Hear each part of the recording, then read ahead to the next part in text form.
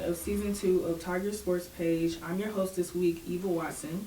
Tiger Sports Page is a weekly podcast and YouTube program dedicated to all things Lancaster ISD sports. Lancaster ISD, for those who don't know the geography, is in the Dallas-Fort Worth Metroplex in North Texas, just south of Dallas.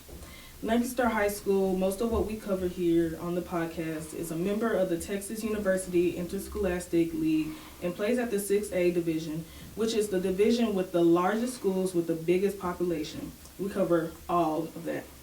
Now, today's program, we're joined today by our head men's track and field coach, Jeremy Wariner. Hello, Coach. How are you? I'm doing good. How are you doing? I'm doing good. Now, before we start with our questions, please give us a quick 1-minute autobiography about yourself. Well, this is my 7th year coaching, first year here at Lancaster. I am a 3-time Olympic gold medalist and 1-time silver medalist in the Olympics. And I am a 5-time world champion and 1-time silver medalist. Okay, nice. Now, how are you going to get Lancaster's men's track back into the state championship? It's not going to be easy being first year as a 6A coach, but I have high expectations for my team. We're going to take it one meet at a time, use each meet as practice, and get ready for the district meet. And I just got to be able to, hopefully I can get a couple relays into the state meet, and if I can qualify for them, then I'll be able to have a chance to place at state. So it's just going to take time and patience by me and my staff, and we're just going to have to take it 1 week at a time. Okay. So your season is just getting started. What are your goals and expectations for your team, your coaches, and your athletes this season? I have a lot of small goals, but the main goal is to get at least 1 or 2 people to state this year. I think if we do that, then we will be in a better spot than we have been the last few years. But really, to start doing things, it's going to all start off with district. If I can get points and place top 3 at district, that'll be a win for us this year, and then we can move on from there to area and to regionals. But I think at the end of the day, if we can get 1 or 2 people to state, then it's a win for the season, and then we can build off that for the next year. Okay. How are you getting your athletes, some of whom are on their 3rd head track coach, to buy into your systems? I think it's really helping them understand what track and field all is about and what the training program is about. It's a little bit different than what they have been for training, and we have a lot of great coaches on the staff. A couple of them have been here for a couple of years, and then we brought in a new distance coach with Coach Carubius. He's got 10 years of college experience on there as a head coach.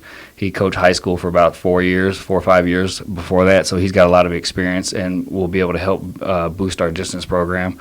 And I think with my knowledge and my expertise in the sprints that I think they'll understand where we're coming from, and they'll trust us as coaches to help them get to the next level. What do you foresee as your biggest challenge heading into the 6A, and why? I think the biggest challenge is going to be trying to get points at district to start off with. We're in the toughest district in the state with Duncanville, DeSoto, Cedar Hill, Waxahachie, just to name a couple of them. Last year, Duncanville got 2nd at state by, I think, only 1 or 2 points as a team. So, that's going to be one where we have to try and pick and choose where we put people at the district meet to be able to go further. So district is top 4 go to area, and then top 4 area go to regionals, and then top 2 go to state from there. So I got to be able to look to see who has the best chance to go the furthest in each event, and then place them in those things, and just hope that they understand that I'm not putting them in certain events because they're not good, but it's because I think they can go further in another event. Yeah. Is there a different preparation between facing 5A talent and 6A talent? No, I don't think there is a different preparation. I mean, we try to prepare for each meet, each week the same way. The skill level at 5A is just as strong as 6A. There's just not as many schools that have the talent level in 5A that 6A does, so that's the only difference. But I think we still have to have the mindset of, to be number 1, we have to be better than everybody else, and we have to train harder than who we think is the number 1 school. This is a program that has seen and a fan base that expects sustained success. How are you going to get that initial success, then build in the procedures to sustain that success? I think really the way we're gonna have to do it is just take, like I said before, is just take things one week at a time. Currently, after our first two meets, I think we've had about a 90% PR personal best rate for all the athletes in their individual events. So that's a start for where they were last year moving forward.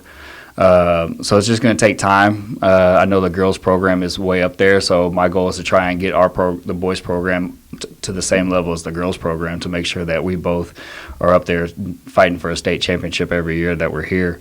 But it's not going to be easy. But I think for us, we just have to be patient with it, and things will come along well. Okay. Speaking of sustained success, what pressure, if any, is there performing in the shadows of arguably the most successful track program in the state, the LHS women's track team?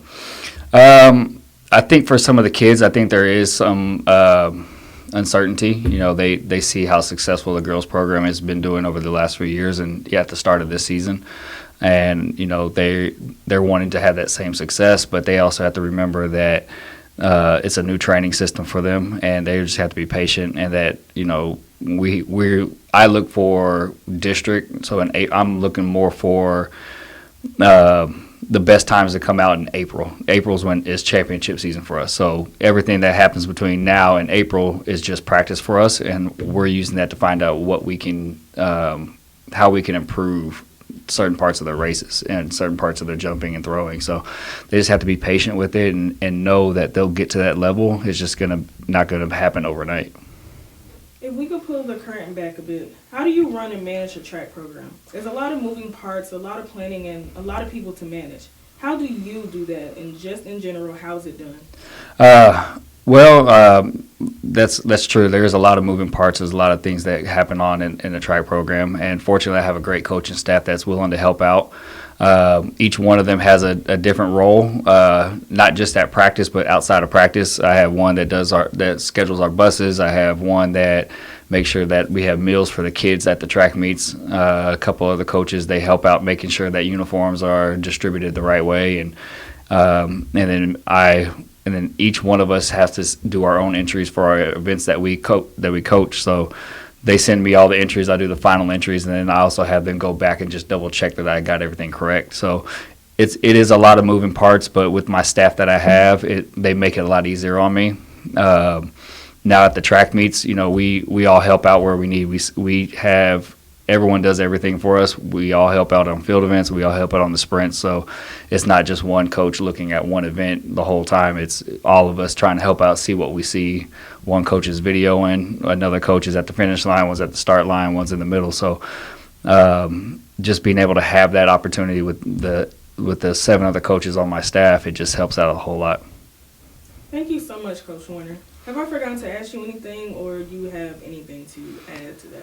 No, I'm just looking forward to my first year here at Lancaster, and I'm hoping to get the program back to the winning ways. We are a 7-time state champion in the boys program, so I'm trying to get number 8, and my first as a head coach. So I'm excited, and I can't wait to get started. Okay, thank you. Those of you who are listening to the podcast on your favorite podcast app, either Apple Podcast or iHeart or Spotify, please like and rate us. That will allow us to appear higher in the rankings and gain more listeners. If you are watching the YouTube feed, which comes out a bit later than the audio feed, please like and subscribe to the channel. You'll be notified every time we post a new video. Tiger Sports Page is a production of the Rebound Podcast Network. It is produced with the cooperation of the Lancaster ISD Department of Athletics and the Lancaster ISD Department of Communications. Thank you for listening again, and thank you for watching. Bye.